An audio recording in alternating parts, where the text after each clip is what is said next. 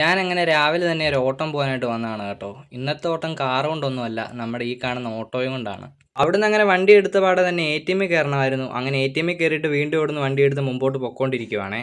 ഇതാണെങ്കിൽ ഒരു പ്രൈവറ്റ് ഓട്ടോയാണ്. ഇത് ഓടിച്ചുകൊണ്ടിരിക്കുന്നത് ഈ ചേച്ചി തന്നെയാണ്. ഇപ്പം കൈക്ക് ചെറിയൊരു വയ്യാഴിക ഉള്ളതുകൊണ്ടാണ് കേട്ടോ എന്നെ വിളിച്ചത്.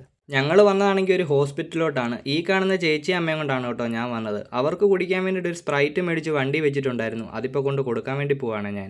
കാഞ്ഞിരപ്പള്ളിയിലേക്ക് പോകുമ്പോൾ കാണുന്ന ഹോളി ക്രോസ് എന്ന് പറഞ്ഞ ഈ ഒരു ഹോസ്പിറ്റലിലോട്ടാണ് ഞങ്ങൾ വന്നത്. വണ്ടി ഇടുന്നിടമൊക്കെ ഫ്രീ ആണ്. അങ്ങനെ ഒരു സൈഡിലോട്ട് കയറ്റി നമ്മുടെ വണ്ടി ഇട്ടു. ഇതിന്റെ ബാക്ക് സൈഡിലായിട്ട് കാണുന്നത് അമൽജ്യോതി കോളേജാണ്. ഇവിടം കാണാനായിട്ട് ഭയങ്കര രസമാണേ. നല്ലപോലെ മഴക്കാർ എടുത്തിട്ടുണ്ട്. ഏത് സമയം വേണമെങ്കിലും മഴ പെയ്യും. പിന്നീട് കുറേ സമയം വണ്ടിക്കകത്തിരുന്ന് മടുപ്പ് തോന്നിയിരുന്ന് വെളിയിലോട്ട് ഇറങ്ങിയതാണേ. ഇതിന്റെ ഫ്രണ്ടിലാണെന്നുണ്ടെങ്കിൽ ചെറിയൊരു കടയുണ്ട്. അവിടുന്ന് പിന്നീട് പോയിട്ട് രണ്ടൊന്ന് ബബിൾക്കം മേടിച്ചിട്ട് കഴിച്ചു. മേടിച്ച ബബിൾക്കം ഒക്കെ അങ്ങനെ പലപ്പോഴായിട്ട് കഴിച്ചു തീർത്ത് കുറച്ച് സമയം കഴിഞ്ഞപ്പോഴത്തേക്ക് ഇതാണ്ട് അവരെത്തി. അവിടുന്ന് നേരെ വണ്ടി എടുത്തുകൊണ്ട് കാഞ്ഞിരപ്പള്ളിക്ക് പോരുന്നു. ആ ചേച്ചിക്കാണെങ്കിൽ ഈ കാണുന്ന ഫെഡറൽ ബാങ്കിൽ കയറണമായിരുന്നു. അങ്ങനെ ചേച്ചിയെ കൊണ്ട് ബാങ്കിലും വിട്ടിട്ട് ഞാനിപ്പോൾ പാർക്കിംഗ് ഗ്രൗണ്ടിൽ കയറ്റി വണ്ടി ഇട്ടിട്ട് നിൽക്കുവാണേ.